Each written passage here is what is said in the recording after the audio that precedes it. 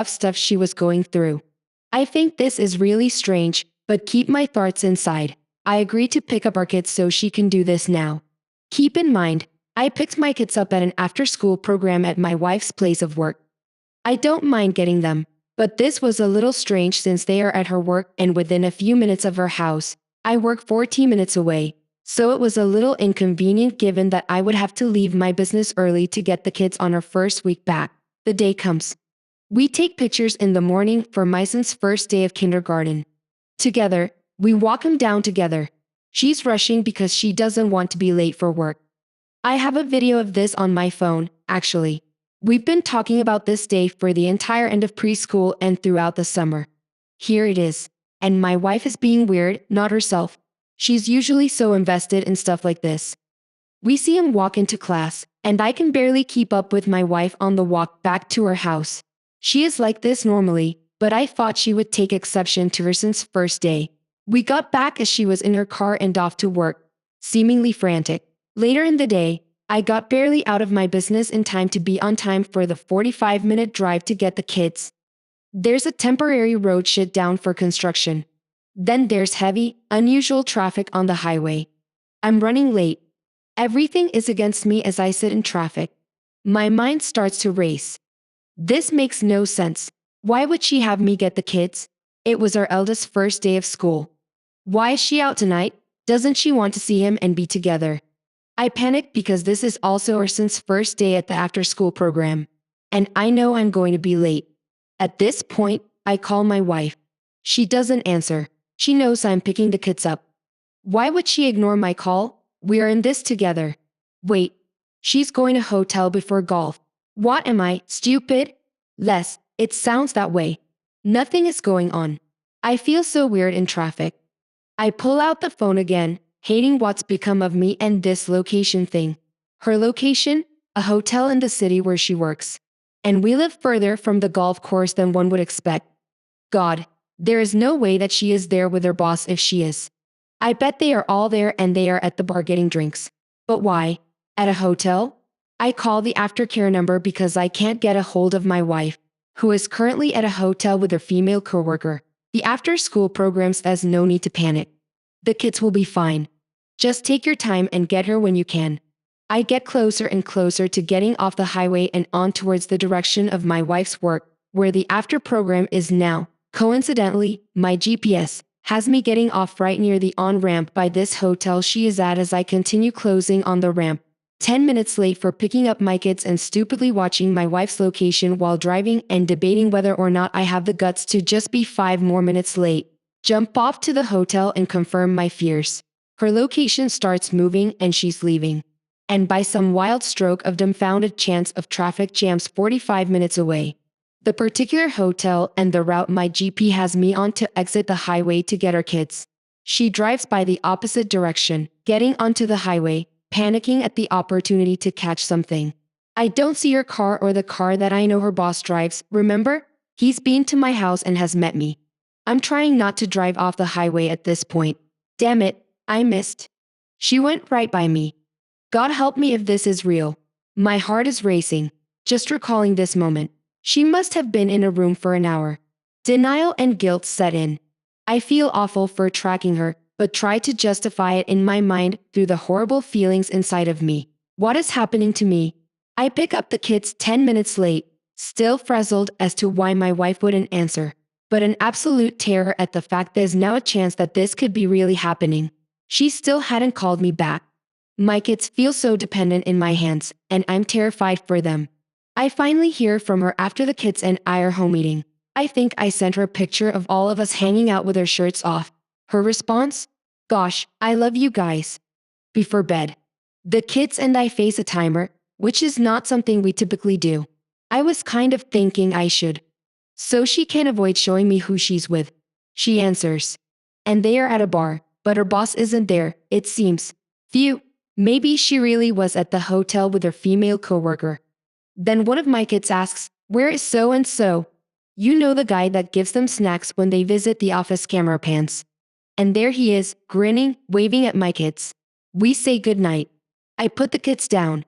She finally comes home an hour or so later.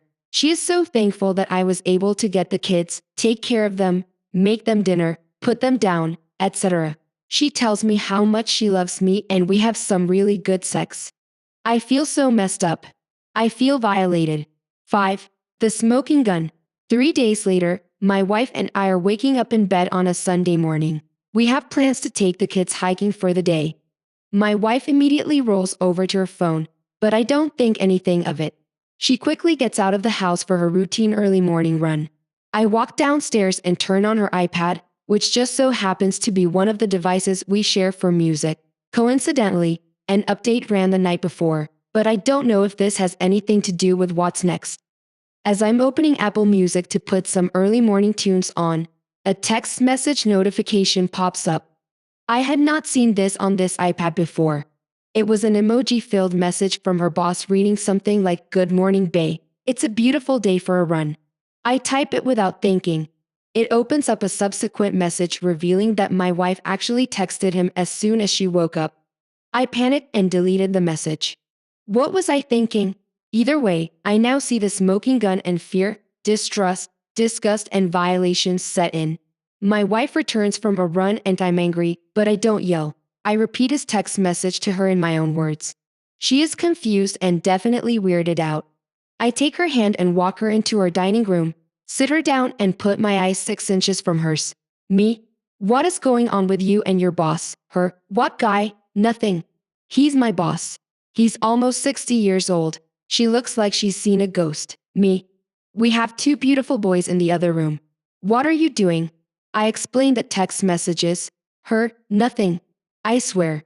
Bae is just something we all call each other, and he and I are in friendly Apple Watch competition. I told him I was going to run. I swear, nothing is going on. I walk away. I'm thinking that I shouldn't have said anything. I should have held it together. Let the text messages keep rolling in and get my confirmation from something that won't lie to me. But I don't want to keep spying and sneaking. I am desperate for her to just come clean. We awkwardly drive to her hike. She's weird the whole way. Obviously, we finish a pretty long, quiet hike with the kids.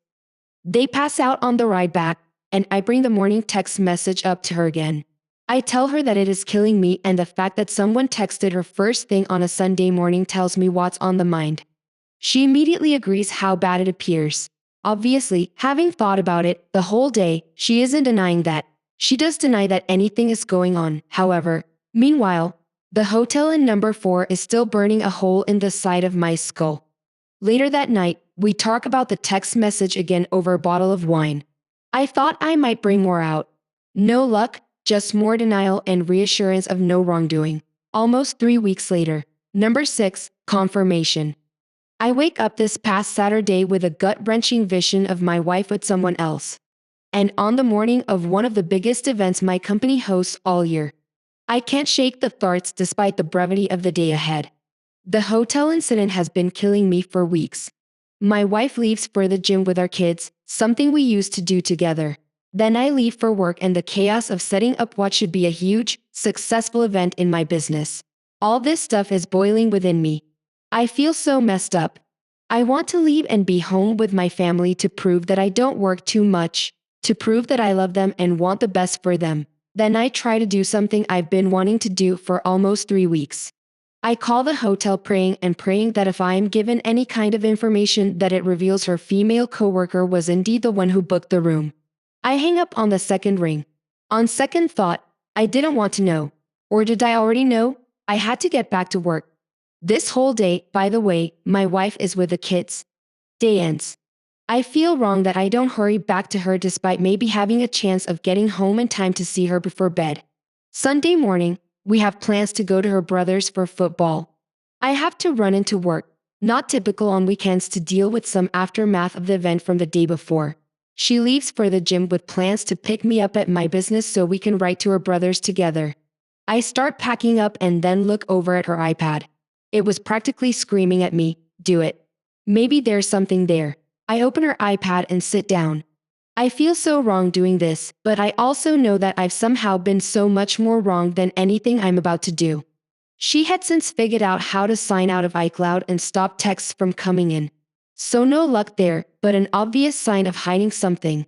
I look at her boss's contact card and see she was sharing her location on off at him the night before. Will I open her photo stream? Nothing weird there.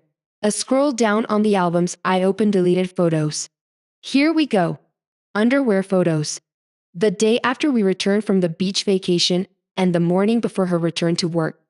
I can only assume she sent them to her boss because I didn't get them. This is far out of her typical safe zone. So now the intensity and level of their relationship is starting to hit me. And then I see it appears as an accidental screenshot that she took of a text exchange with her boss the day before the hotel. The gist is how they are planning to have lunch or something together. Mixed into a swath of hearts with a kicker from the boss. I've been waiting to see you since last Friday when you left. I'm waiting for you, babe. I look in her browsing history on her iPad. I see a Google search for how to say one more day in Spanish. I search for the day of the panty pictures and the day before we returned to work. It reminded me of how she would flirt with me back when we started out more than 10 years ago. Someone else gets to experience that now. I am absolutely convinced at this point, and the 2 months of my denying and avoiding the obvious have no more fight in this. My life is about to change forever. I drive to my business and she meets me there later, as planned with the kids. We hang out for a bit, but I am still in shock. She knows something is wrong and keeps asking. We drive to her brother's almost silently. The whole visit is incredibly awkward because I am just doing, in this realization, attempting to process while she sits there, seemingly terrified of what's to come. I text a partner of mine, a gentleman I am involved in business with and who happens to be a partner at one of the area's most reputable law firms. He's known as one of the top divorce attorneys in the state. Hey, maybe he can help. He calls me right away, and I step outside. I walk him through as much as I can, stutter out in a panic. He calms me down and tells me that the only thing to do is to get her alone and put all the cards on the table. In the end, it doesn't matter how they got there. What matters is what's on them. 7. Partial confession and where I am right now. After speaking with my attorney, we eventually head back home. Nothing is set. The tension is impossible. Finally, after I am sure the kids are asleep, I sit and wait in the kitchen. I ask her as I did, number 5. Where is our marriage headed? I state that her and her boss have something going on, and from the information I now have, it is indisputable. She kind of breaks down, but no tears before admitting anything. She immediately begins saying that she has felt disconnected from me this summer. You think the first incident here, completely out of character, happened in the first week of June. These have been monthly all summer, and since she started working with this guy. She goes on to say that they spend time together. Nothing admitted. I ask the questions point blank. Have you had sex with him? No? Of course not. Has anything happened? No. I ask again. She finally admits they kissed. I let this set in. I ask her where she fumbles around in her mind, but I can't tell. It's pretend. She says after work. I ask again. Where she can't get it out. I say, were you at a hotel? Yes. Was it there? Yes. Was your coworker there? No. So you went to hotel with your boss and kissed? Yes. But that's it. Nothing else happened. Well, what else did you do then? We talked. We talked about all this. Adults don't kiss. They have sex. You didn't go to the hotel to kiss. She doesn't deny this, but she denies anything further happening. She says that she couldn't do it. She just couldn't bring herself to doing it like it actually matters now. We went back and forth about this with no yelling or shouting. Just awful. The entire time she was saying, I want you. I want this. I want us. I don't know what the hell I was doing. She admits that despite some disconnect caused by her, she will come to learn. There was nothing significantly wrong with our marriage. We vacationed. We made love, grew, our children dated, etc. After about 30 minutes, it all hit me like a ton of bricks. Wait, you asked me to leave my job early to pick up our children from the after-school program at the very place you work at with this guy. So that you could leave work early to go to a hotel with him where you two plan to have sex. And on our son's first day of kindergarten. I actually left that part out. I recall the text message from number 6. He has been waiting for her. They plan to have sex. I recall the old number, too, but I failed to bring it up. I recall the hotel being mentioned while on vacation the week before. This was in the works while we sat on the beach together with her family. It was not spur of the moment. The conversation goes nowhere but further into this new hell that I have just inhabited. The last place on earth I want to be. We go to bed. She cuddles me and it's disgusting. I feel infected, violated, ruined, and motionless. It stops. I lay awake for 3 hours, then hop onto the internet, desperately searching for success stories where couples come back from this. There are none. It's all about how to realize the situation, how it will never work again, and that it's time to move on regardless of money. Kids love history. Just awful, hopeless. I start contemplating divorce. Then realize I am 5 hours into a sleepless night just hit by a freight train and not a clean thought in my head. She wakes and asks what I am doing and I don't have much to say. Then I ask her about number 2, finally, which would confirm my earliest suspicion and nullify her claims that this just started. I tell her that I knew her car was at that facility. She admitted to meeting with him and said that they only talked in the car. I can only imagine another detail left out and a revelation that is much more long-standing. Morning. She hops in the shower and I completely break down. I held it together all through the night, but I just imploded as soon as I sat up. I finally noticed one of my sons was up and on the party in the other room. He's been doing a great job training, and I figured that he heard me weeping. I wipe my eyes, walk into the bathroom to see if he needs help. And for the first time in my life, my knees gave out completely. I dropped to the floor and sobbed in front of him. The sight of one of our innocent sons completely oblivious in all his perfect moldable youth just wrecked me. Who can be so careless, so completely narcissistic, motivated that this beautiful child we were responsible for could be forgotten for some meaningless sex? My other son comes in and sees his father sobbing on his knees, holding his youngest. What of the hell this happened to my life? It all just changed in an instant. I held those boys so tight as I realized the tables had turned. I've held them so many times as they cried. But this is the first time those little boys held me. What a dramatic moment. But it felt good to know that while I've lost her, I still have them. Finally, I pull it together and go downstairs to make coffee. She has no idea what I am going to do. At one point in the middle of the sleepless night from hell, I said that I'm beginning to think that I can't get over this, that everything we have built together is for nothing. I hinted at divorce, but I have no clue what to do.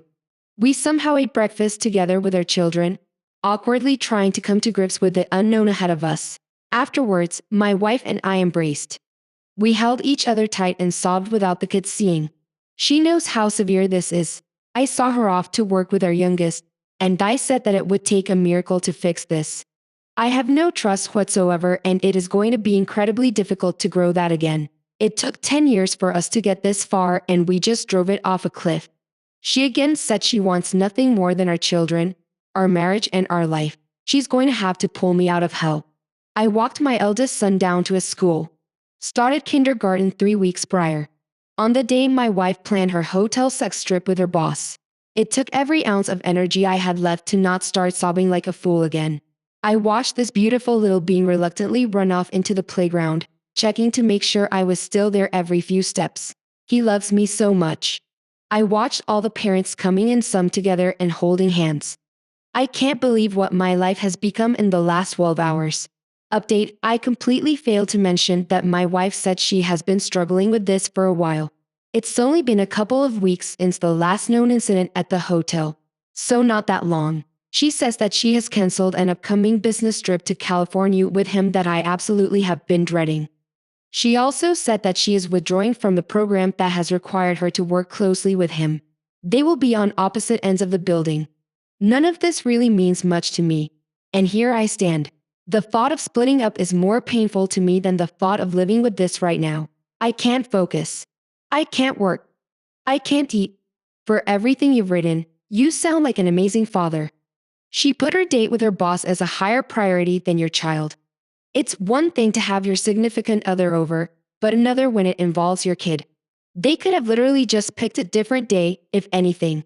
That feeling of disgust now when she hugs you, etc., is legit. Your intuition on this whole thing has been spot on.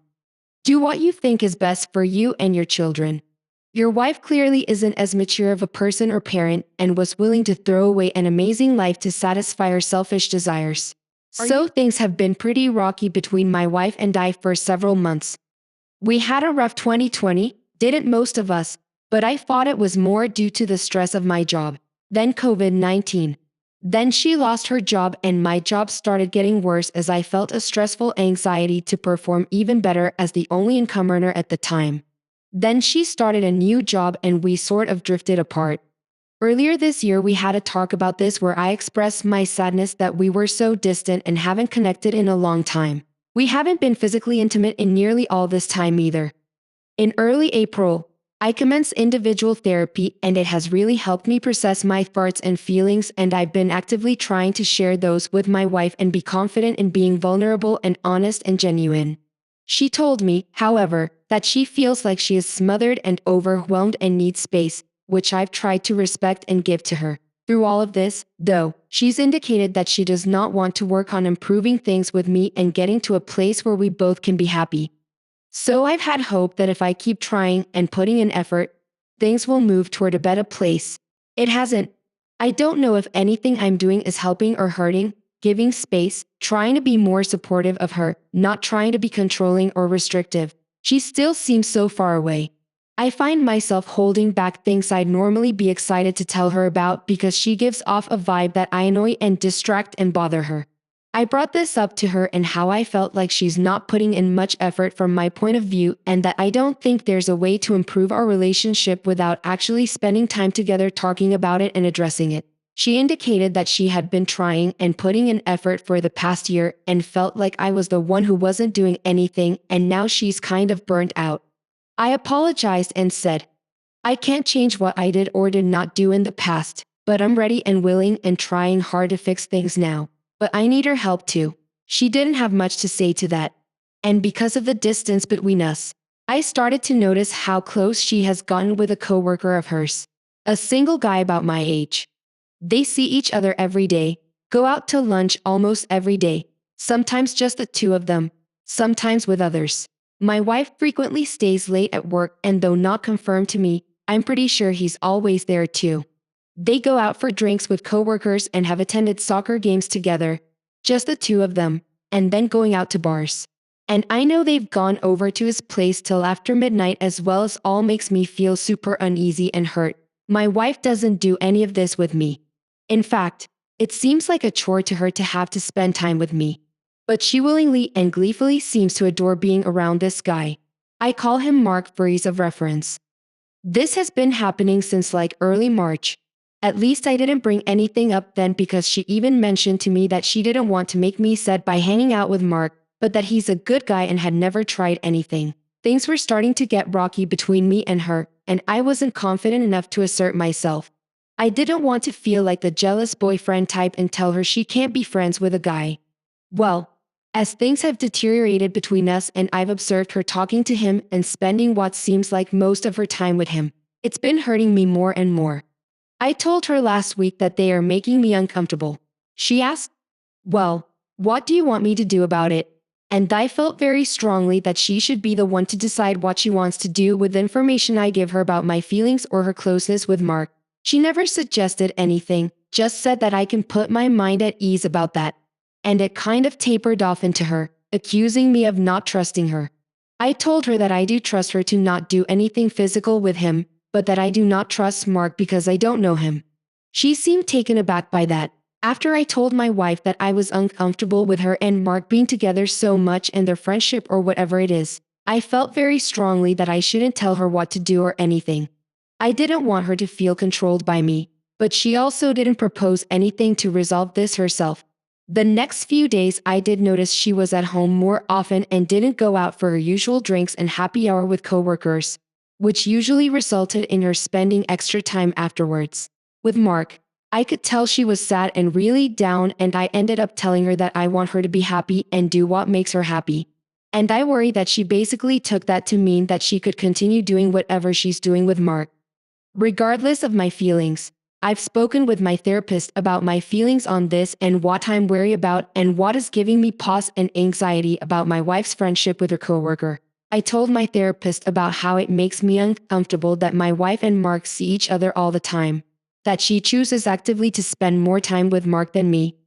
that she seems to constantly be texting him, that I've seen her sitting on a couch near me, texting him long threads of continually chatting when I'm lucky. She sends me 3 texts during the day that she has on several occasions gone out drinking with him and then went over to his place and didn't get home until around 2 a.m. when he drove her home.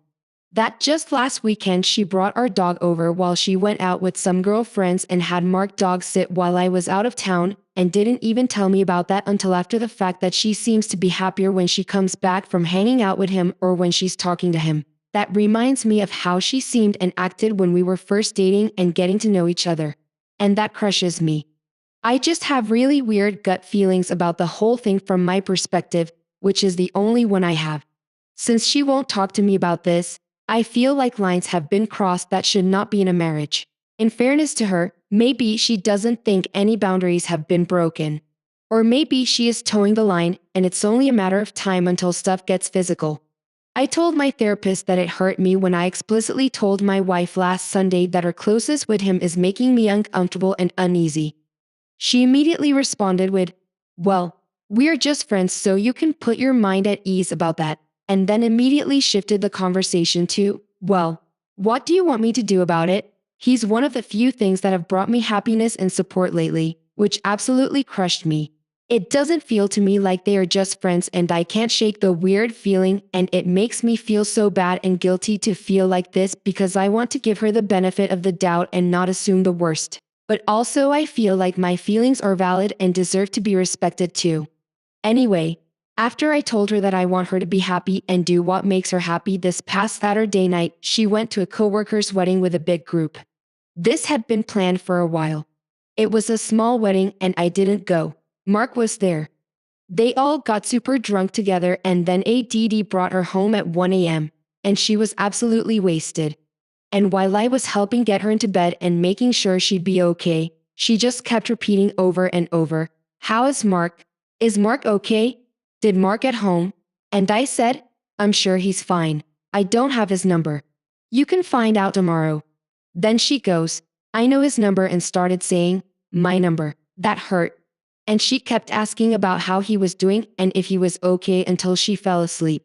Now, a couple of days out of that moment and still processing it, I feel even more like she's totally lost feelings and attraction for me and that she's not just friends with this guy, but is more emotionally invested in him that she's willing to let on or maybe even admit to herself. It's really hurting me and I can't get it out of my head. And my mind keeps wandering and assuming things. And I really want to have real honest conversation about this with her. But I'm nervous that it's going to come out as accusatory and interrogative on my part and make her super defensive and dismissive from the get-go. And I get all hung up that I already shut the door on this issue and shouldn't rehash it with her because I already brought up that I'm uncomfortable with their dynamic. And then a few days later told her, I just want her to be happy and do what makes her happy. I'm constantly hurting. There's a pit of my stomach. I don't have an appetite. I'm not sleeping. I'm losing weight. I can't focus or concentrate. I worry all the time about if she's flirting with him or texting him sexual stuff or hugging him, or if they cuddle when they're together.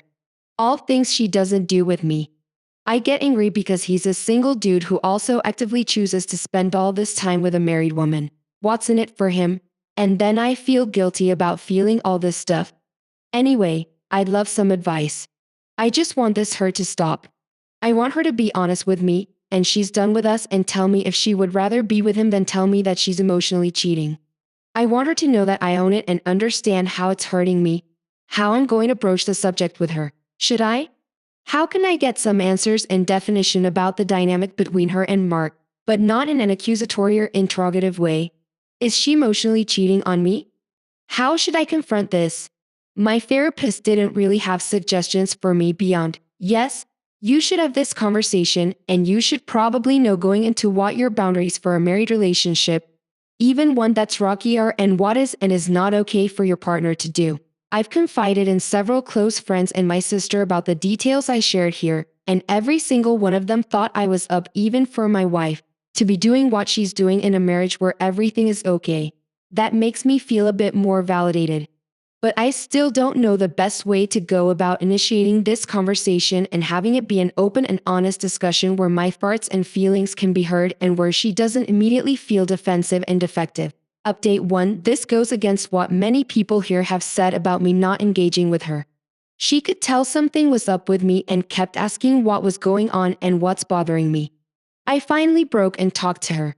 I mentioned my specific concerns and told her that what's been happening is not okay and that it feels like lines and boundaries are being crossed. She seemed unfazed. She seemed offended that I would even think that something inappropriate was going on. She denied that they have been physical together. She said, "I've only been out till 2 a.m. with him twice." Yay, well, that's 2 times too many for me, I said. She seemed to refuse to even attempt to see it. From my point of view or an outside perspective, it's telling to me that so many other people could recognize that maybe even texting a coworker so much and worrying about his well-being after the drinking was crossing a line. My wife seems to refuse to believe that she's crossing lines. She refused to acknowledge that maybe what she's doing is wrong or actually hurtful. He's like my best friend right now. Yeah, well, why can't I be that I'm your husband? I know things are rocky and weird with us right now, but I'm trying to work on things. I can't help but feel there's stuff you're not telling me.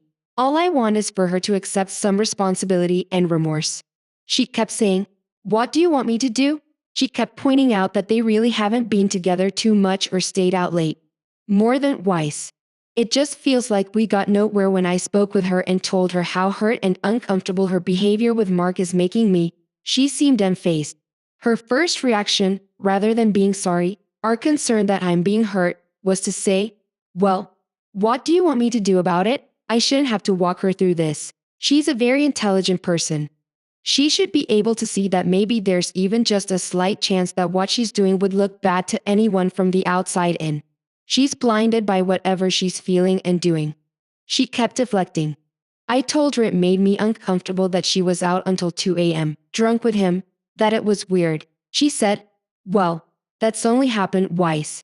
She noted that they've only been to 3 soccer game dates together. That doesn't matter to me. The amount of times doesn't matter. What matters is that now she knows it's hurting me and that I told her I'm not going to put up with that anymore. She should proceed accordingly. I told her that I want to be happy and I want to be with someone who makes me happy. I said, I want her to be with someone she wants to be with also. And I don't want either of us to have to feel forced or like every day we have to try to conjure up feelings for the other person. She told me she loves me and wants to be with me. It felt hollow. I told her she seems completely emotionally invested in him and that there's no more room for me. I told her I feel like a roommate who sits around while she dates Mark. She kept saying, "We just friends and I'm not even with him all that much." She denied any physical intimacy between them. She said that the other coworkers have asked her if anything is going on between her and Mark. I asked her, what does "is anything going on" mean to her? She couldn't spell it out. I told her that I find it incredibly hard to believe that Mark, a single guy my age, has anything to gain from being just friends with a married woman. I told her that no matter how good of a guy she thinks he has certainly had the thought across his mind of what if she denied that they talk about their feelings for each other? I don't believe it. I told her that if he knows about our marriage issues, then it makes it even more suspicious that he continues to hang around. It's like he's just waiting for the off chance we do break up so he can have her with no strings. I can't shake the feeling that she's lying to me. Something more has to be going on, and then she is trick-or-treating me. I feel gaslit. I feel crazy that I'm feeling so bothered and anxious by all of this. I wish she'd show some freaking remorse or own up to it. I told her how I set on telling her my true feelings about this for so long because I was being too considerate of her feelings and neglecting my own, that I needed to protect myself going forward. I told her we need to tell each other the hard stuff that might hurt the other person and be ready to do so. I mentioned that I want to be open and honest and vulnerable with her and would expect the same from her even if she thinks it'll hurt me or I can't handle it. I want her to tell me I'm not going to talk to her about this again. There's no point. She seems unwilling to accept that she's in the wrong here and very painfully hurting a person she claims to love. I know I'm being naive and stupid and will get tons of comments telling me similarly, but I am struggling so hard to get my head and heart around the idea of snooping into her phone. Honestly, I've been curious, But despite the heartbreak she's causing me, it's really hard for me to pull the trigger on that. And even if I did, and even if I found something damning, I think I'd have an even more difficult time figuring out how to best confront her with that information. I feel so down on myself that I feel this way, that I feel so stuck. I've let myself get to this position. I can't stop thinking where I screwed up along the way. What's wrong with me? What can I change? How can I change? Why is this happening? I'm so tired of all of this. Update 2. She confessed that she's in love with someone else. I told her it's over. I told her I know about her and Mark. I told her that I don't want to do this anymore and that I want her to be happy and do what makes her happy. But if that includes being with Mark, then I don't want to continue to be together. I told her we should go our separate ways. I told her I don't want to be in a marriage with a woman who isn't in love with me and isn't happy with me. She cried and confessed that she and Mark do have feelings for each other, but she is adamant that it progressed to nothing physical. I told her that regardless, I don't feel that we can continue how things are and that we should separate.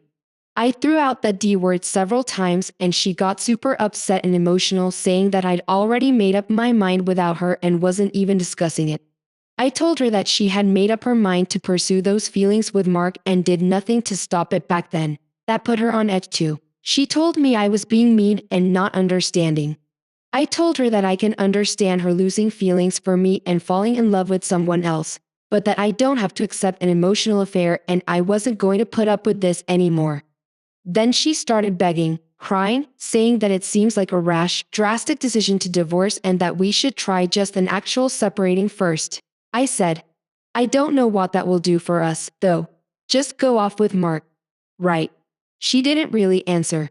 She maintained that she doesn't want to jump straight to divorce. I maintained that I see no other option at this point.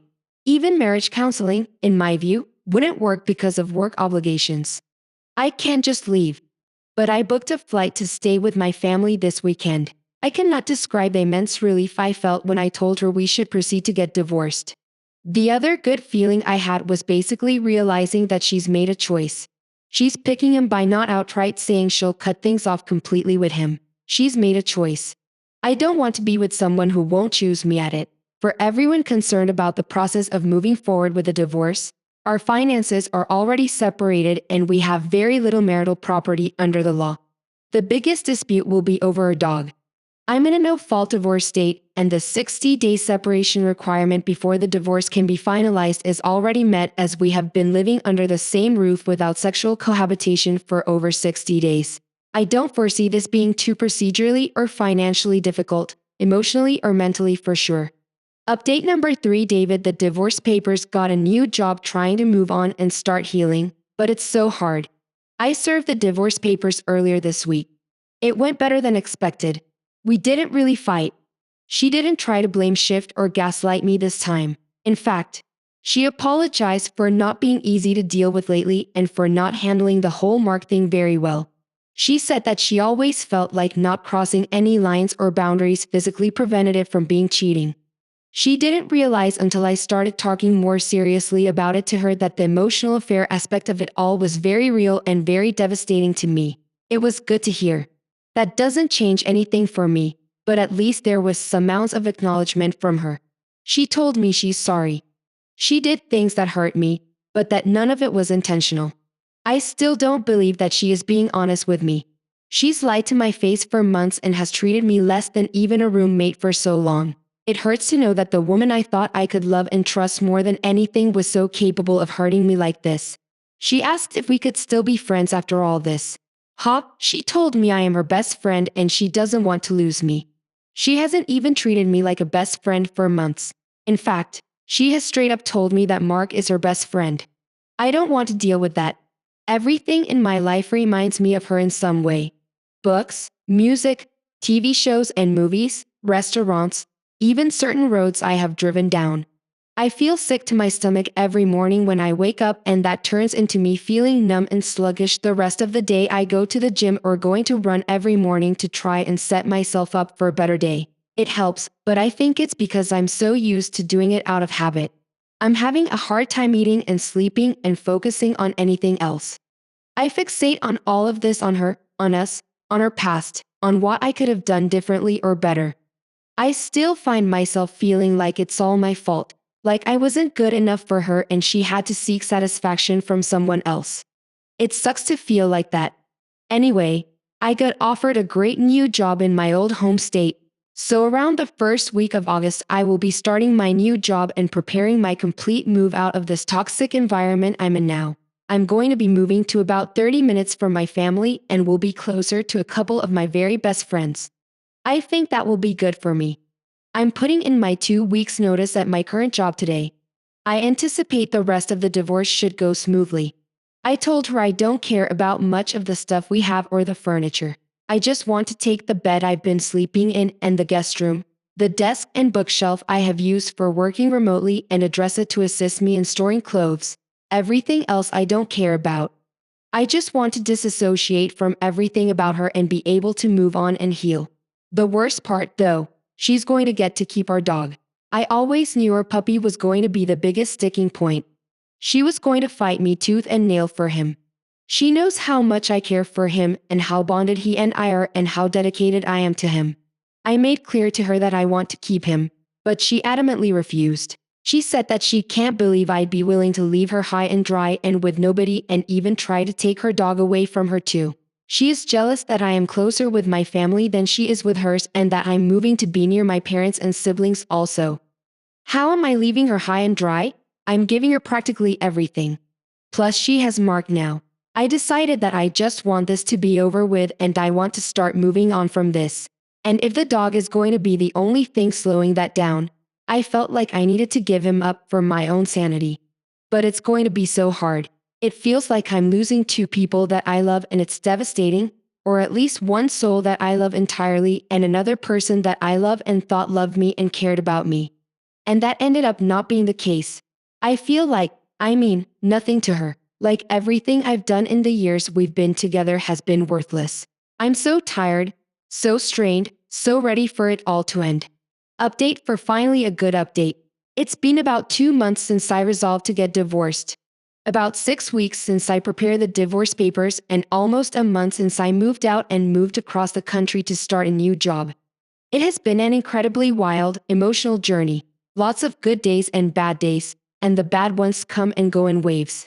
The best thing I can do during these bad waves is just try them out and know that when the next one hits, I'll be better prepared to ride them.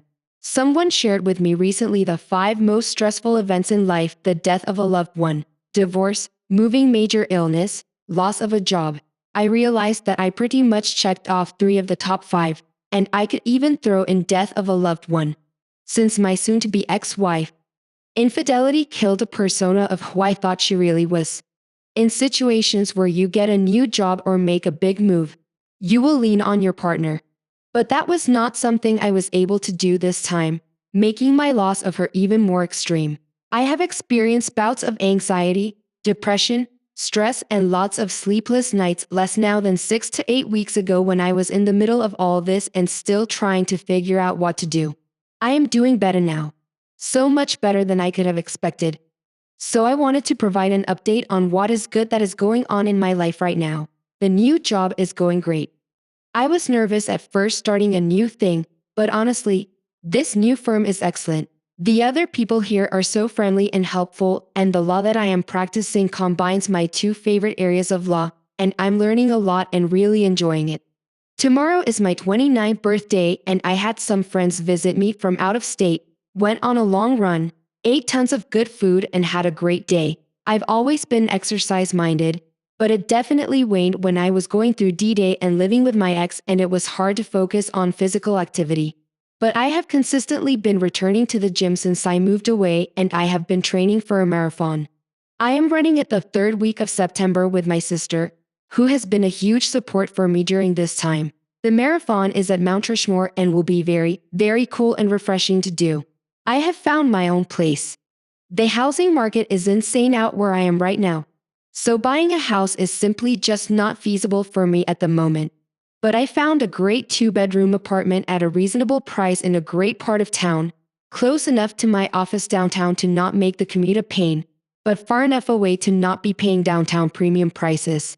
Plus, it is right near a bunch of excellent dog parks, walking trails and mountain hiking areas so I can spend a lot of time being active and outdoors with the new dog I will be adopting. Brings me to my next point. I got to meet the new dog I am adopting today. I met him at a park and got to play fetch with him and take him out on a walk. He was so friendly, so playful, and so happy to hang out with me.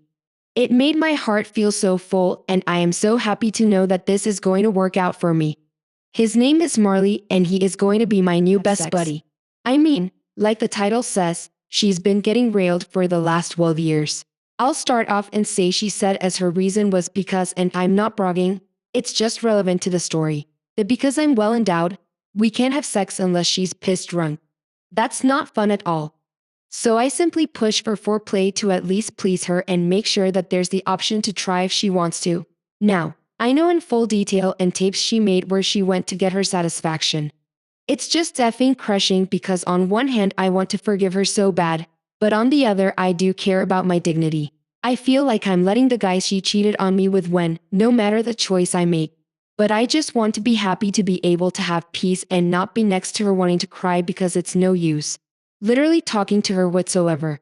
I tried just now to engage in conversation and went on a mouth-drying conversation, pouring my heart out to her about why I feel betrayed. But I also understand why I simply wish she could have come to me sooner and I would have been happy to try something different. Maybe like swingers. The thought of having to share her, though, destroys me inside, like stepping on hot coal. So I kind of lightly pushed after to get an answer to something at least. And I might as well been talking to the wall. She swears up and down she loves me with all her heart and soul, and I do believe her. But she just wants to basically act like nothing happened and just move on. When I argue back, it's not that simple. And then my feelings matter. Then it's she's done talking to me that I don't care about her family. She will take the kids and leave, etc. The usual threats either side would use, but still below the belt. I don't want to throw it away, but I also can't effing sleep or get these thoughts of the thing out of my head. Moving on would mean not seeing the kids as often, but it is also sparing them the terrible environment it creates when a parent is simply staying only for that reason. They see how miserable it is and are constant bickering when we are alone in a room. We never argue in front of them. So is it wrong because of how betrayed I feel and done that I want to move on and see someone right away that happens? I'm just baffled. She wants to not potentially through 12 years down the drain. I have been drinking and English is not my first language, so I apologize for mistakes in writing. Thank you for the advice. Edit. Thank you everyone for the overwhelming responses, whether positive or negative. I'm starting to sort through everyone's comments and will keep responding to questions or statements. I have decided and retained a lawyer who is doing it on Monday to start the process of filing for divorce and do the DNA test. DNA outcome. Obviously, I'm so scared for because will I change towards my children if it's the outcome? I'm pretty certain it is. It's not their fault, but the relationship is already established. And how the hell do you deal with not being the parent and what happens after?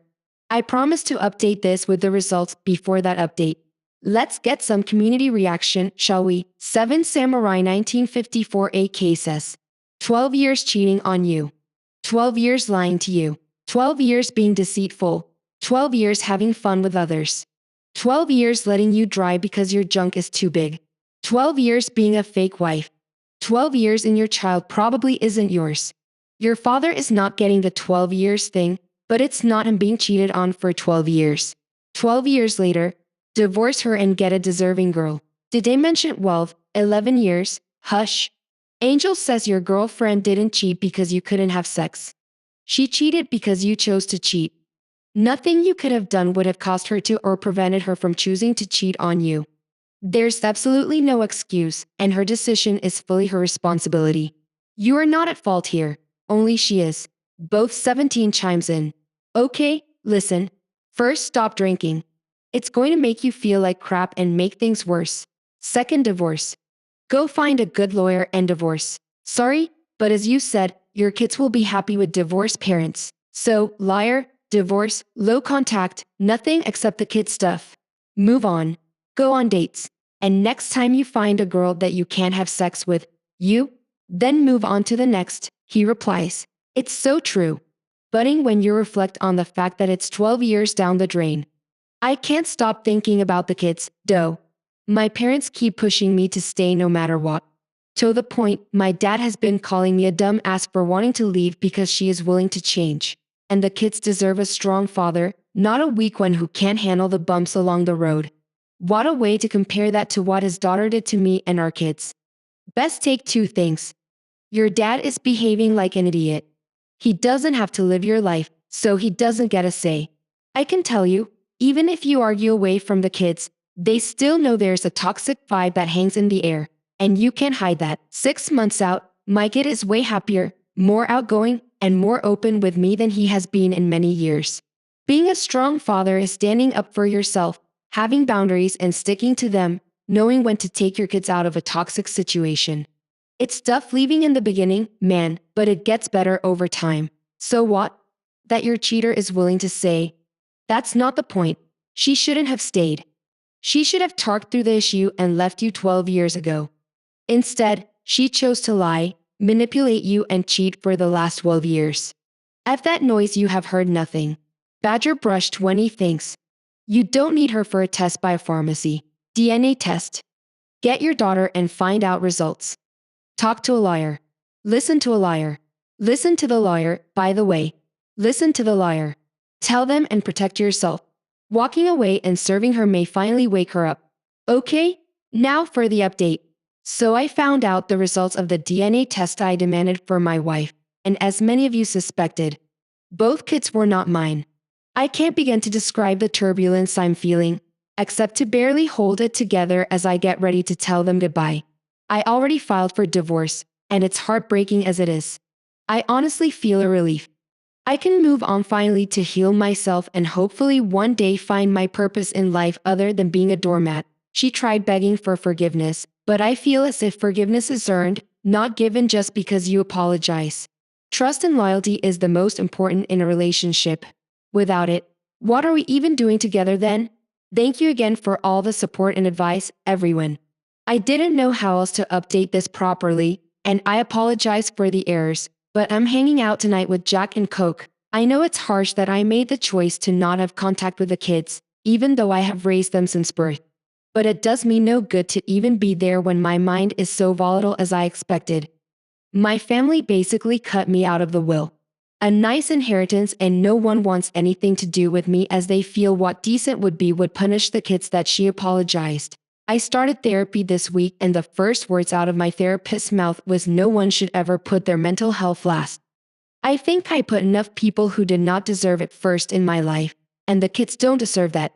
But again, I feel it's not my concern anymore other than she keeps saying she's going to put me on child support. Does anyone know how that works? Even though I'm not the father? I'm in the unholy state of Texas for anyone wondering which state I'm in. I also apologize for grammar errors. I'm on mobile and I did not know how to do a proper update post. I looked everywhere to do it right, but it seems there's not an easy way. Thank you for your time and effort to respond with advice and kind words and ask for advice or responses. You're going to get it first from Harold the Trash Panda. Ask your lawyer if you can go after her. And nap for paternity fraud. You suffered real damages.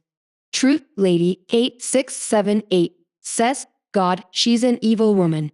I'd sue her for whatever you can get. She's literally destroyed 3 lives. You absolutely do not need that op.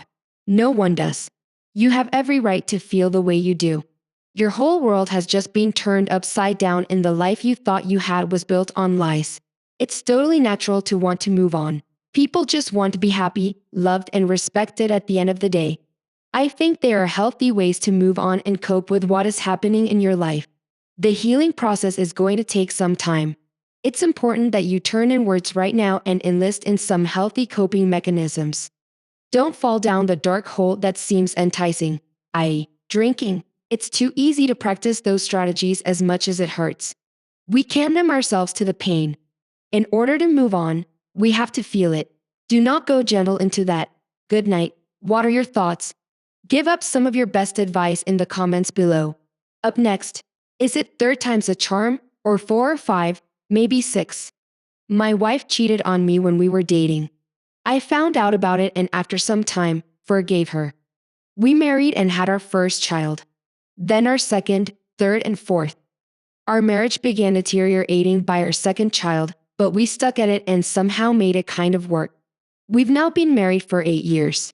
To be honest, it has not been what I expected. I've learned much about myself over the years, and I will say many of those things are thanks to my marriage, to her. We both have serious emotional issues stemming from our childhoods. Diagnoses have been thrown around, making things a bit clearer to see, easier to understand.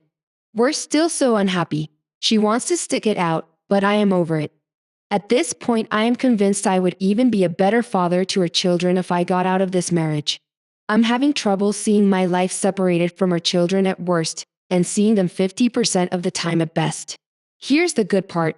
When we were dating, she cheated on me with not only one, but 5 guys. All these years, she told me it was only one. Which, of course, is bad enough. This all happened during a 6-month college internship in Florida, where she got to work for Disney. I'm not surprised, to be honest. This really solidifies my already negative view of her. Unfortunately, she's great at many things as a mother and wife. Sex, including even with me, but she has lots of trouble with the emotional aspect of marriage. And I've seen it's not only just marriage. Her empathy is pretty low. So after 10 years, this all past cheating comes to light. I'm not surprised. I'm more shocked that she never said a thing. I won't be able to ever trust her again. Leaving now with 4 children we care for is the only thing holding me back from leaving. I don't want them to feel abandoned and worse with someone who I believe lacks complete empathy. Thanks for reading. Edit: when this all happened, I did ask her if she had been with anyone during our marriage. Perhaps even just an emotional affair. She says no. Even if she had been with someone, I believe she would take this part to the grave for fear of possible scrutiny within the family for causing a divorce. Even if it were so, the possible pain and resentment it could cause our children if they found out, it's not worth it. Some community comments start off like this: since 0289 as unless you don't care, I'd say DNA test. In the end, it's not what she wants. In this situation, I'd say, play the long game, speak to a lawyer and figure out how to handle this legally. Clearly, she doesn't feel guilty about this, so why should you? When it comes to the kids, it's hard. Yes, but it's better to grow up in 2 happy homes than 1 broken one.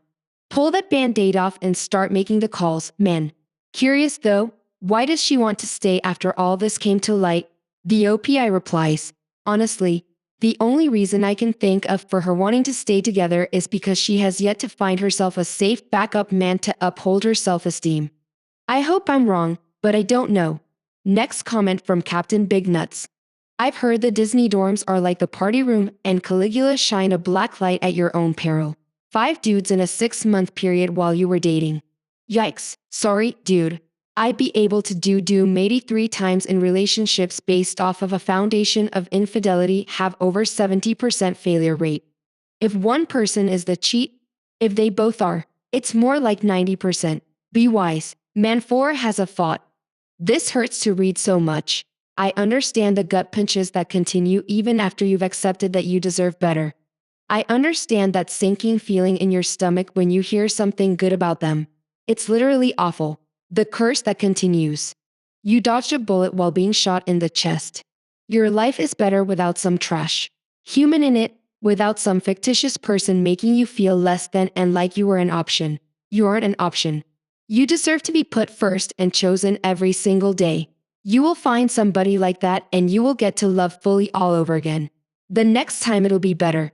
Meanwhile, he gets to pretend to be happy.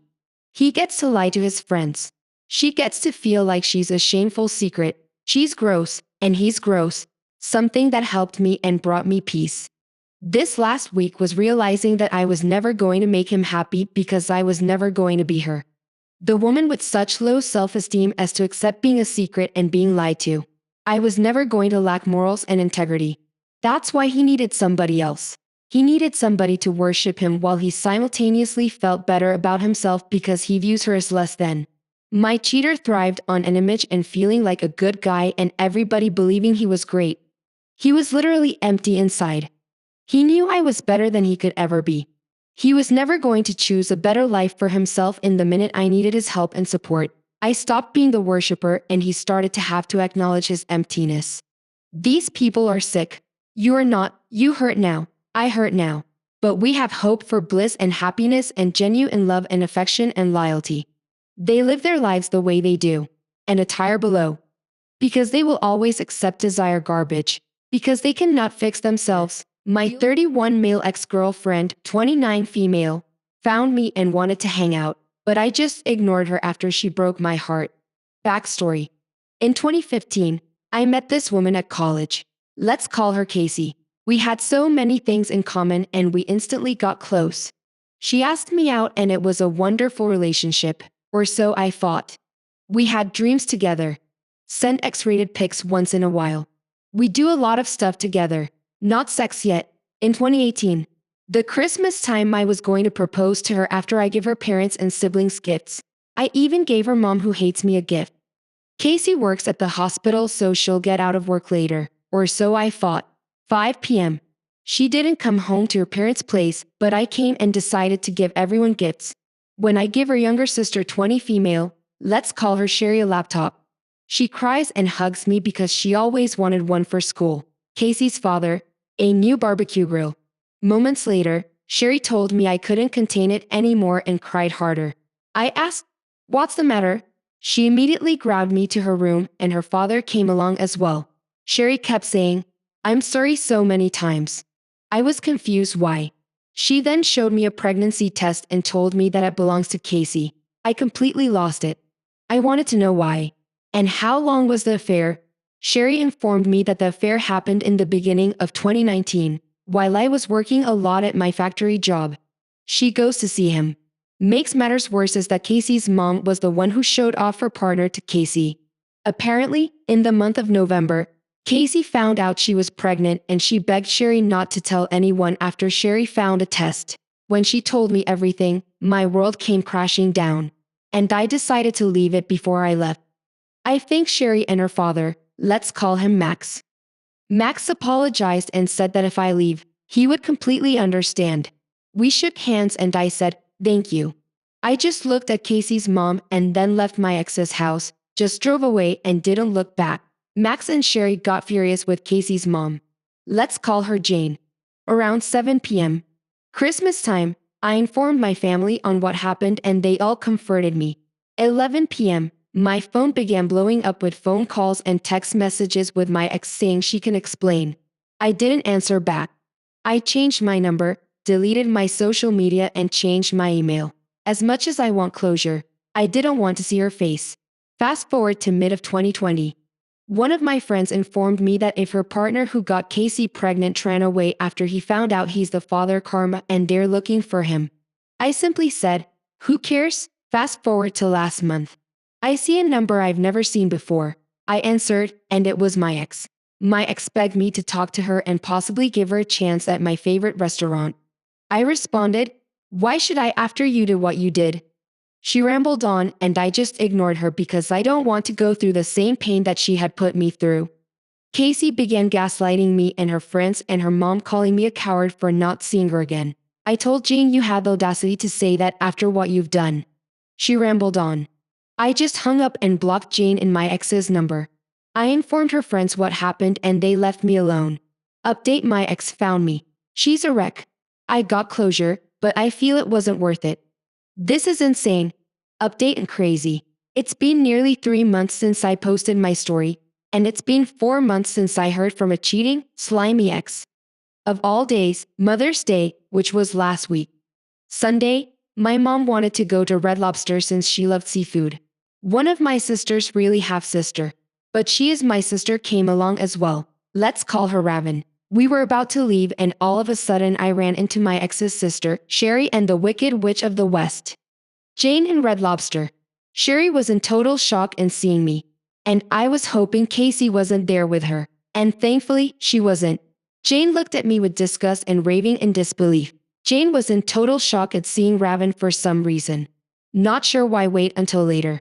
I was about to explode until the moment I looked at my mom and Raven because they both wanted to pound Jane into the ground for what she did to me. So I had to calm both of them down. Sherry then begged me to talk to her, Raven, and my mom. After 5 minutes of screaming down Jane's throat, said to leave now. and Raven suggested to me that if I want to talk to Sherry, both of you talk alone. We won't be involved. And not the snake. Which, Jane. We talked for a bit and asked me how I've been and says how she misses me and wished that I didn't leave. She told me that my ex was miserable when I left and I responded, that's not my problem. I then asked how is school treating you? Sarah cried and said that Casey broke the laptop I gave her for Christmas a week after I left and ghosted her. I left calmly, coming back hard for them. I asked before I go, why did your mom hate me? I'm curious. Sure. Asked why. I laughed. I said, I'll tell you if you answer my question first. Sherry then said it was because she saw me with another woman and it was the same woman. Little did they know it was my sister. I asked. You want to know why? I laughed. She then said, yeah, it was rude. I told her, well, her actions are wasted. The warranty is still available until November 2020. Sherry literally danced for joy and said, I'll immediately get the laptop after dinner. The next day I wait at BrandSmart work. Awkward, slow. So they sent everyone home. I see Sherry and to my surprise, Max coming along. No lie, I had a smile on my face. We talked. Max loved the grill he gave, and he still apologized. But I told him there's nothing you can do. After the laptop was resolved and chatted for nearly an hour. They insisted on talking for a while. I'm not sure why. I told him it was good seeing them, but Max insisted on taking me to a restaurant I'd never been to, and he paid for everything. As a thank you for giving Sherry another laptop, though it was a newer one because the one that got wrecked wasn't available. I didn't pay thanks to a 3-year warranty. Sherry responded, I'm sorry about this. I hope you forgive me. Please don't be upset. Lo and behold, my ex came and she looked in worse shape than I imagined. She looked worse than a surgery gone wrong. She tried to hug me. I just stuck my hand out and asked, what the hell do you want? Casey apologized and begged me to take her, saying it was a mistake. Blah, cheater's excuse. I responded, you cheated on me for nearly a year when I worked my butt off for us, and this is how you repay me. She realized that mistake and says that it was Jane's fault. And I said, you went along with it. You could have said, no, I'm happy. And don't ever slap me with another man. You didn't, but it's not my problem anymore. I moved on, and you did, too, for nearly a year. And the fact you gaslight me, try to put the baby on me when we never had sex. What the hell? And now the affair partner left you, and he's on child support. Well, better him than me. Casey told me that her son is now 1 year old and needs a father. I told her, good luck with that. Go to the fair, partner. She asked, why am I being so mean? I said, you're the reason for this. I wanted kids. I nearly got a house for us family stuff, and you threw all that away? Casey said that I threw it away because she told me Jane saw me with another woman, and she described what she looked like. I wanted to laugh so hard because I know it all made sense. On why Jane was in total shock. Little did she know that the woman that Jane saw was one of my sisters, half-sister Raven. Casey got mad because she saw a smirk in my face. I called Sherry and asked her was that the woman Jane described the same way when you saw Red Lobster. She said yes. Casey, that was his sister. Casey was crying really hard, and then she realized all this time I was faithful and she wished she never listened to Jane. Casey begged for another chance and says, we will fix everything and we'll do anything. Just take me back. I simply told Casey, Max and Sherry, I wish you all the best and walked out. I told my family why I was out a bit long and they immediately were proud of me for not taking her back. My dad laughed and said, Jane wanted you gone, son, and found a reason. A stupid one at that. You'll do better on the next woman. So, yeah. Thank you guys for everything. I didn't think I would run into her again, even though I got closure. It wasn't worth it to see the 2 women who broke me into the community for reactions we see sick our room. Say, she thought you were cheating. So instead of talking to you, she cheats for a year. She's lying. She was at least thinking of cheating before then and used it to justify her actions. Judge Jean Hunt says, so if I read this in your original post, right? Jane saw you with half-sister Raven and decided you were cheating, and she had no idea that Raven was your sister. At least that's their story. And they're sticking to it. Jane not liking you and therefore not being keen on her daughter dating you anyway.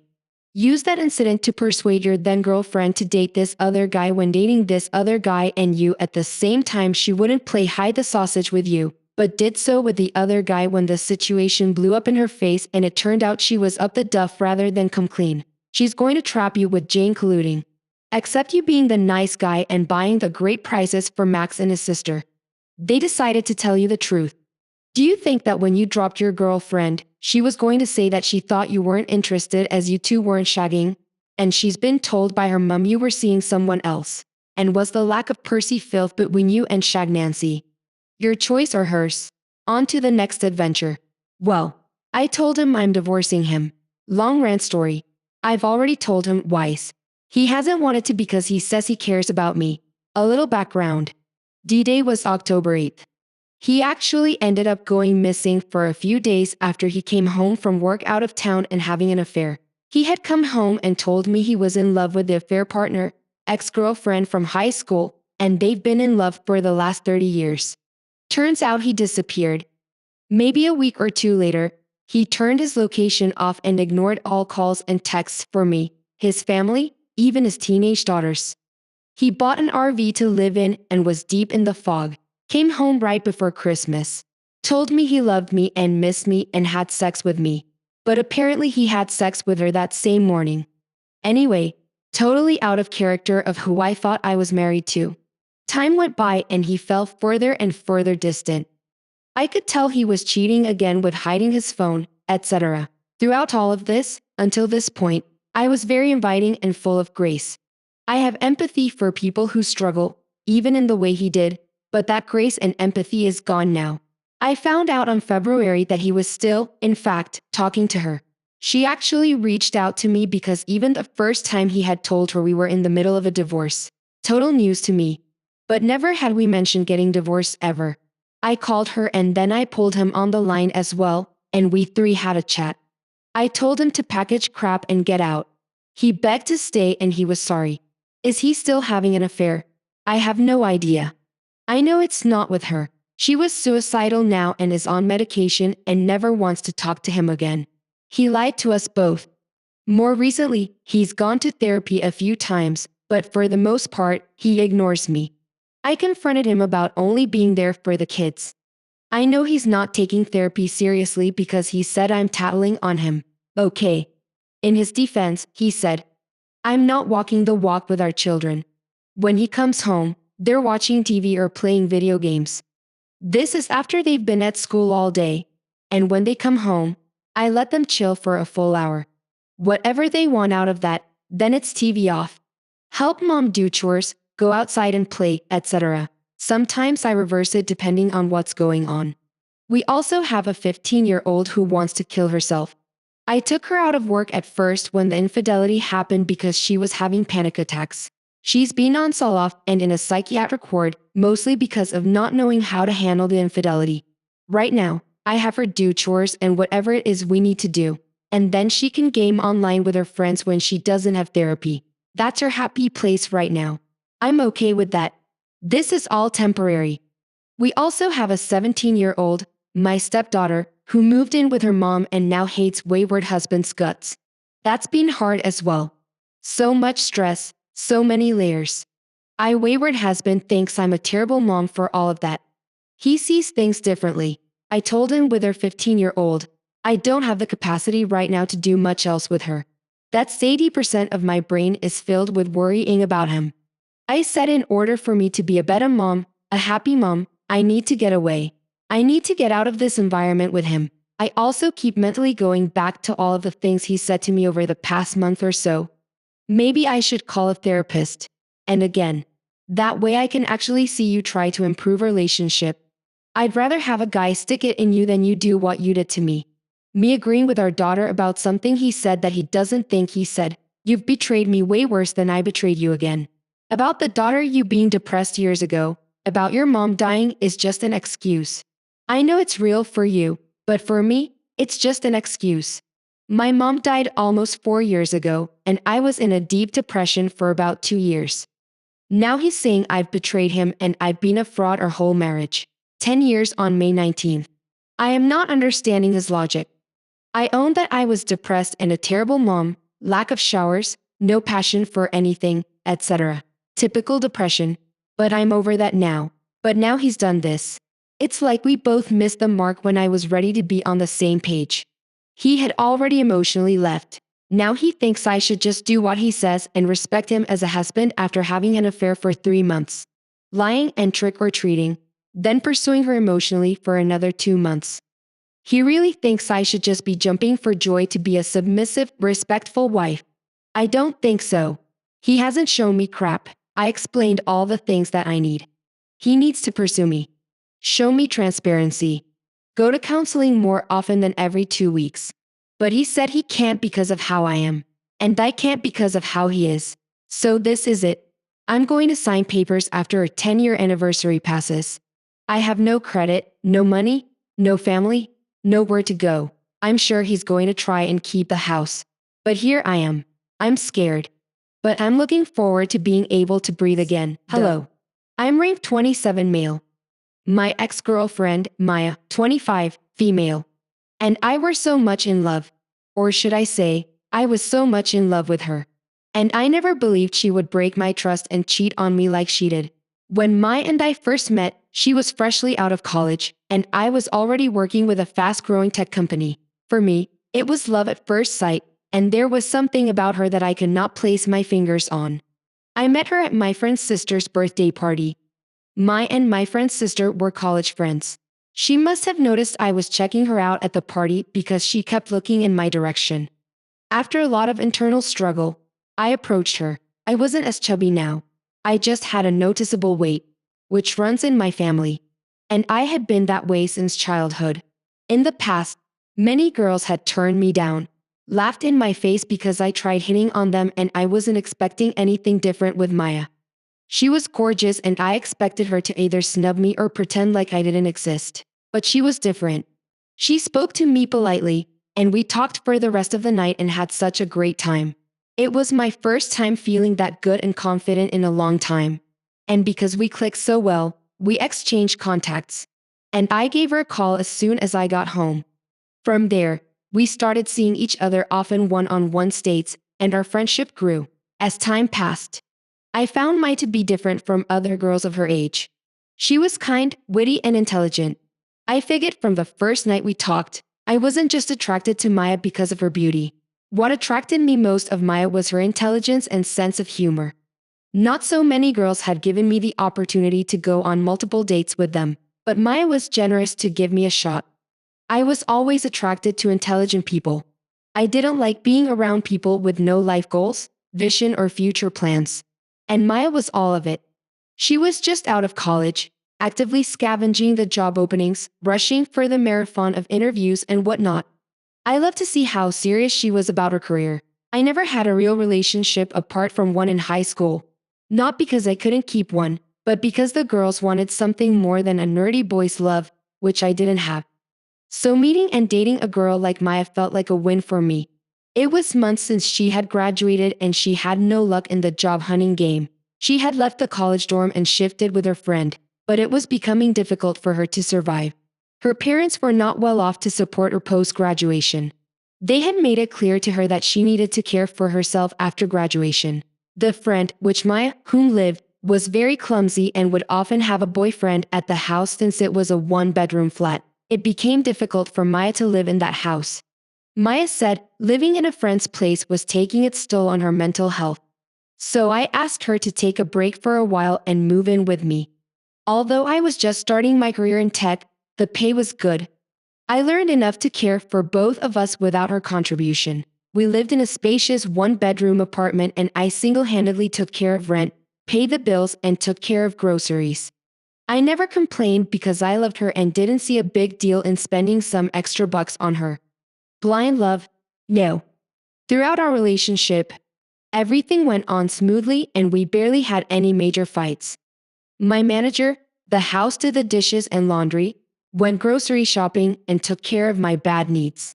She wasn't so great in bed, and I enjoyed every bit of the moment with her before Maya and I started dating. She told me about her ex-boyfriend in college and how he maltreated her. I assured her I was a gentleman and I kept my promise. In the past, I had never had issues controlling my anger, and a neighbor laid my hands on anybody or woman, so she was safe with me. Believe it or not, I had never cheated in the past, and I didn't plan on cheating on her. Also, my work was 60% remote and 40% on site.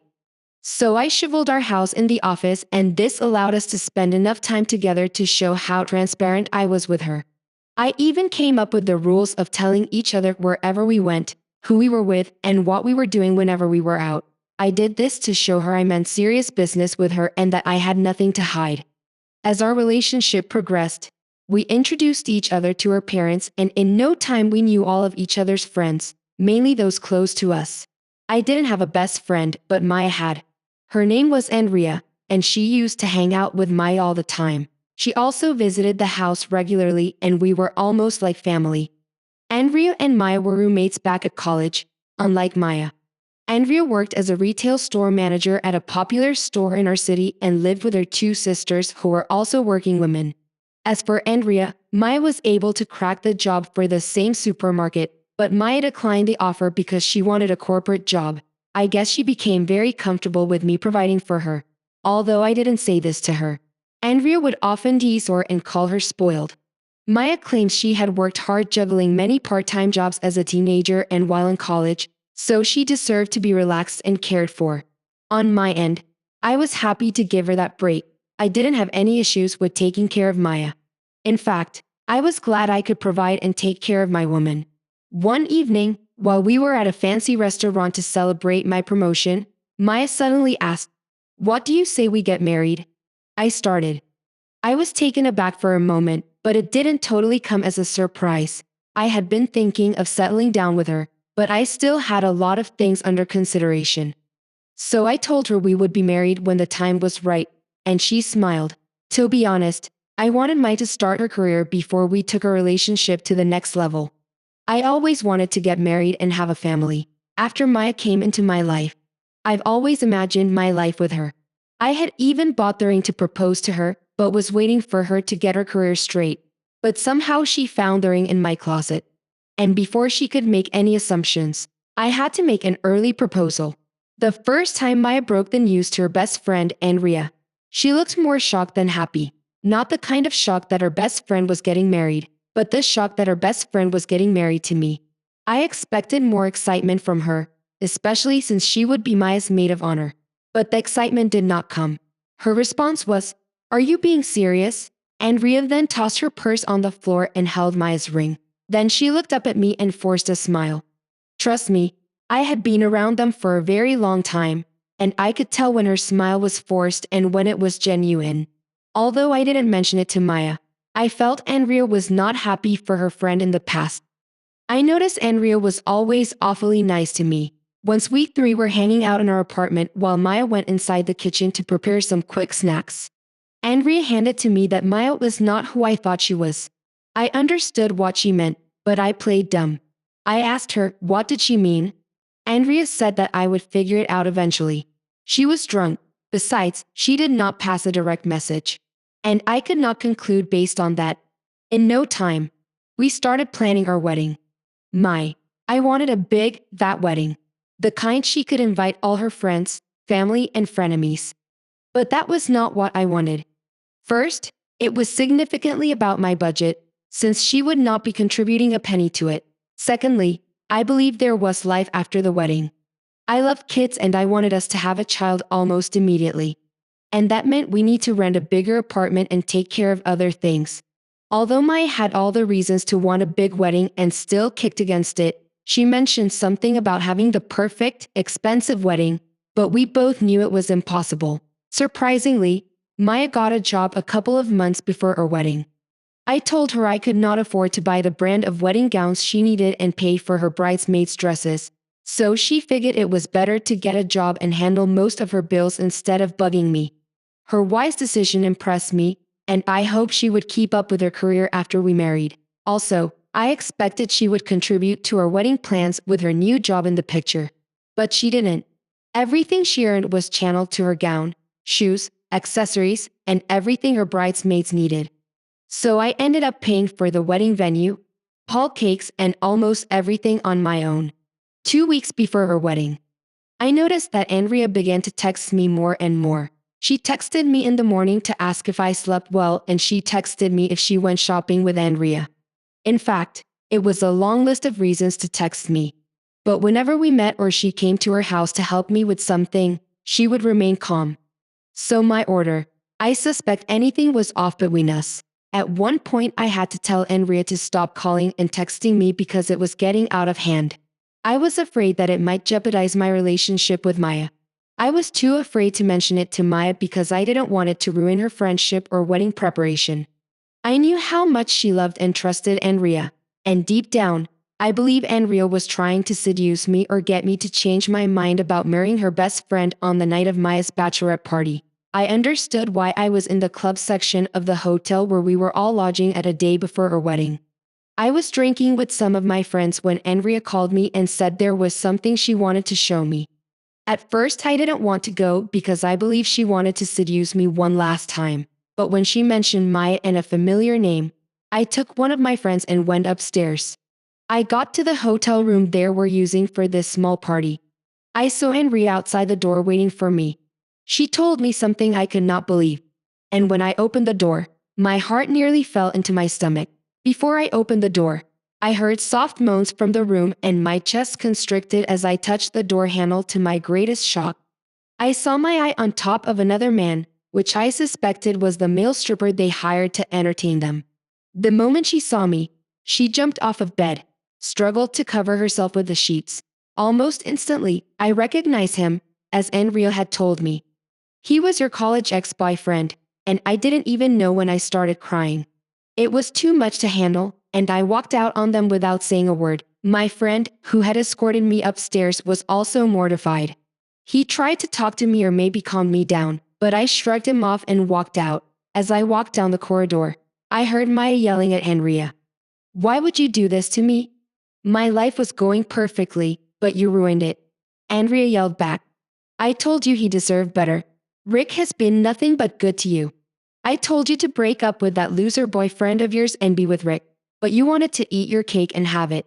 I didn't bother to look back. I could not believe Maya had been playing me the whole time. It was too painful to accept, and I wished I could handle the hurt I felt, but I couldn't. Andrea even tried to follow me. I slammed the door in her face.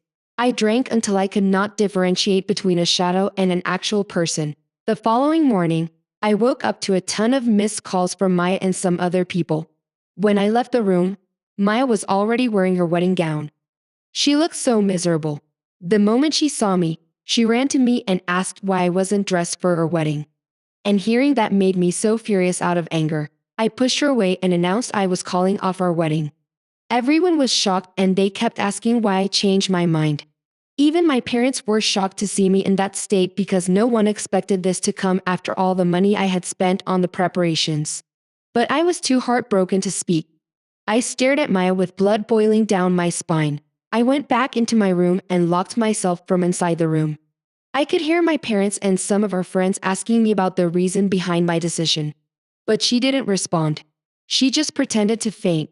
And a couple of people carted her before her body touched the floor. After cleaning up from the previous night, I left the hotel room with a few belongings I had taken there.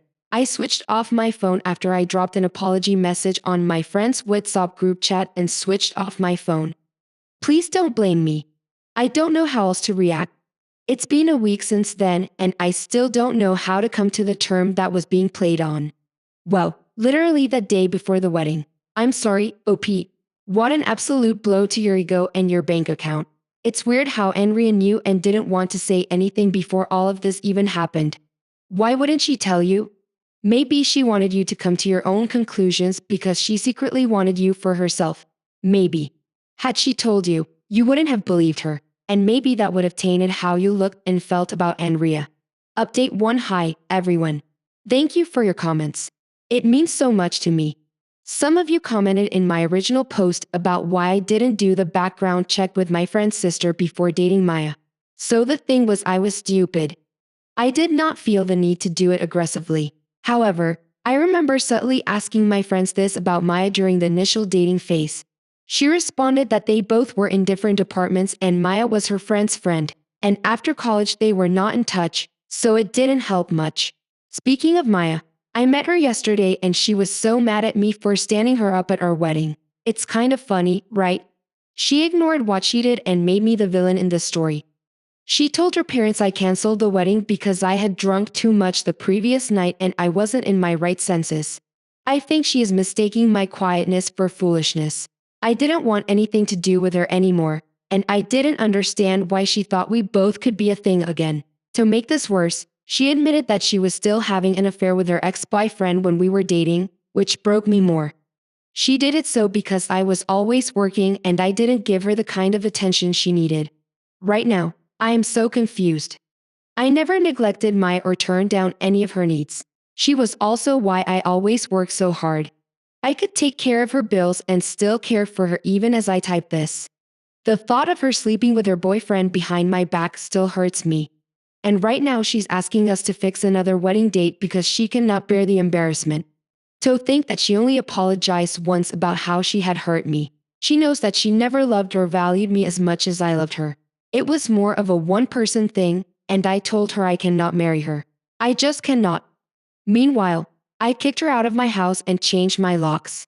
After I met with Maya yesterday, I also met Andrea to thank you for helping me damage a bullet. It was through Andrea that I knew Maya had been getting money from me to take care of her boyfriend. And anytime she asked for a ridiculous amount to buy something, she gave it to him. Also, I never mentioned that I went to the gym every evening while we lived together. She was just obsessed with being fit and I didn't think something was wrong with that. Well, I just found out that she was meeting with her college boyfriend every day, and most of the time she said she was with Andrea, but she wasn't. She only asked Andrea to cover up for her. And the reason Andrea was so shocked on my shoulder of the engagement ring was because a couple of days earlier she told Andrea she wanted to settle down with her college boyfriend because she was deeply in love with him. Now, I understand why Andrea wouldn't stop texting a colleague. She was looking for a way to tell me what was happening, but I didn't give her the opportunity. Sometimes I feel I deserve this because I was so stupid that I got trapped so easily. I've made up my mind and there won't be another wedding. I won't be meeting her again in 2 days to trash her belongings. I will make another update soon. What a delusional fool to think that you show up at the altar after discovering her on top of another man. Of course, she made you out to be the villain because she can't stand to look like the villain herself. It would be absolutely embarrassing for her if people discovered it. She was cheating on you this entire time, but still.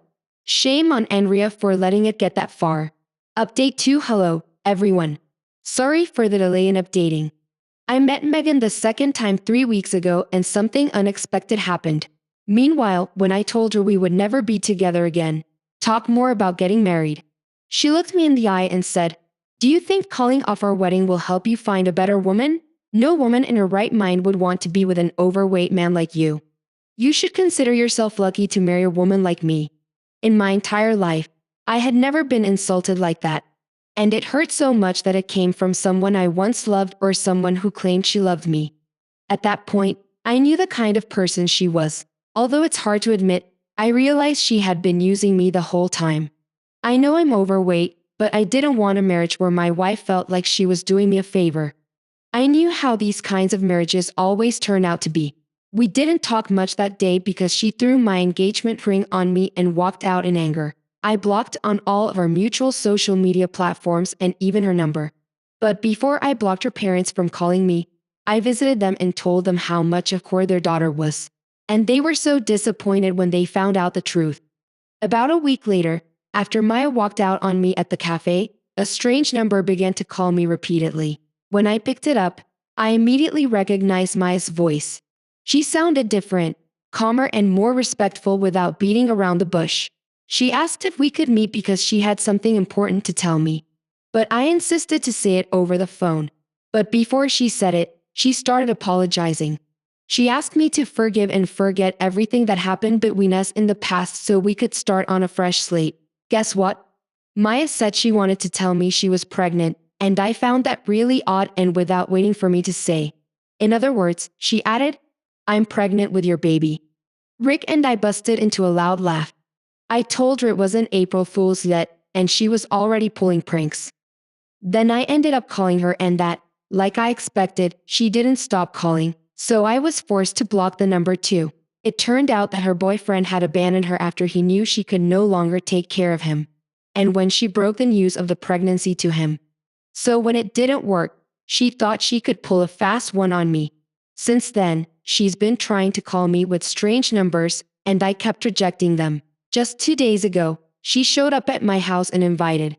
Andrea was there with me when she saw Andrea, and she attacked her with her filthy words, calling Andrea a whore who destroyed her best friend's life.